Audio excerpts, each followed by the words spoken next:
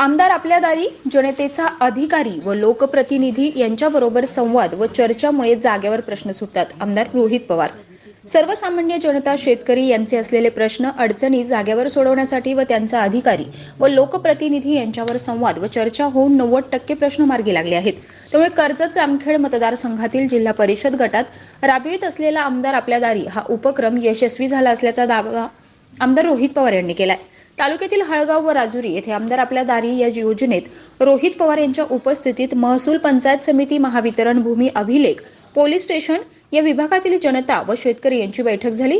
यावेळी आमदार रोहित पवार यांनी कोरोना काळात मृत पावलेल्या कुटुंबाला सावरण्यासाठी व त्यांचा उदरनिर्वाह सुरळीत चालावा यासाठी विजेवर चालणारी शिलाई मशीन, पीठ गिरणी 57 कुटुंबाला कर्जत जामखेड इंटिग्रेटेड संस्थेच्या मार्फत वाटप करण्यात आले. यावेळी नागरिकांनी लाईट, रस्ता अडवणे, पाणीपुरवठा योजना अंतर्गत रस्ते, वीज स्ट्रीप होणे, धोकादायक वर्गखोल्या, ऊसतोड मजुरांच्या मुलांना वसतिगृह, व्यायाम साहित्य, दलित वस्ती निधी, ढगफुटीमुळे नुकसान झालेल्या शेतकऱ्यांना मदत, पंचनामा आदी प्रश्न चर्चेला आलेत. आमदार रोहित पवार यांनी या सर्व प्रश्न प्रत्येक विभागाच्या अधिकाऱ्यांनी देऊन याबाबत त्वरित उत्तर मिळाले. यामुळे नागरिकांना समाधान व्यक्त केलंय. आमदार रोहित पवार म्हणाले, जनतेचे प्रश्न जागीच सुटत असल्यामुळे प्रशासनावरील ताण कमी होतो व नागरिकांच्या समस्या सुटल्यामुळे समाधान मिळतं.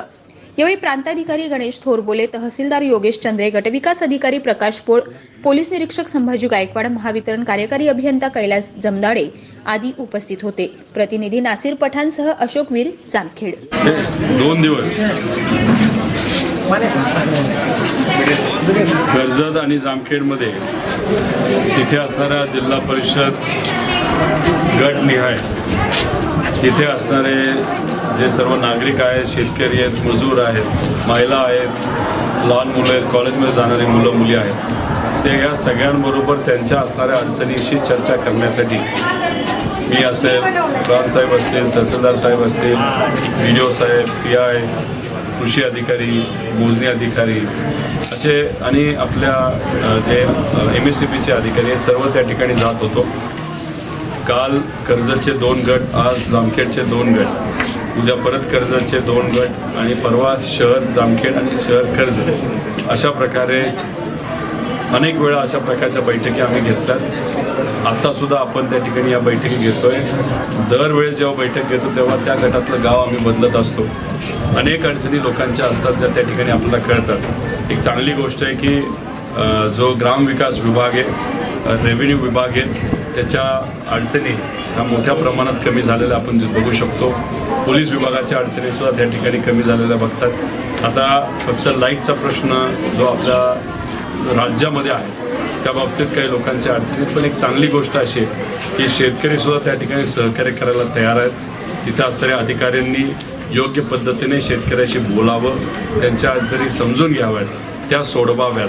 पण संवाद साधून चर्चा साधल्याशिवाय या गोष्टी होत नाहीत. MSCBला अनेक अडचणी आहेत, पण आमच्या शेतकऱ्याच्या अडचणीसुद्धा महत्त्वाच्या आहेत. मग ह्याला मध्य कसा काढायचा या बाबतीतली चर्चा तिथे असणाऱ्या शेतकरी व अधिकाऱ्यांमध्ये होते. ही एक सकारात्मक बाब आहे.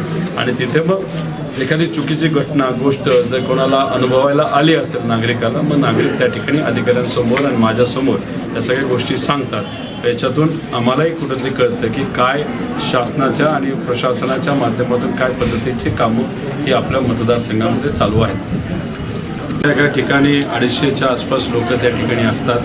त्याच्यामध्ये प्रतिसाद हा चांगलाच असतो. गेल्या वेळेससुद्धा जे काही लोकांच्या अडचणी आल्या होत्या त्यातल्या 85 का 86% अडचणी या आपण सोडू शकलो. 14% अडचणी अशा होत्या की त्या आपल्याला त्या ठिकाणी सोडवता आल्या नाही. त्याला वेगळी कारणं होती.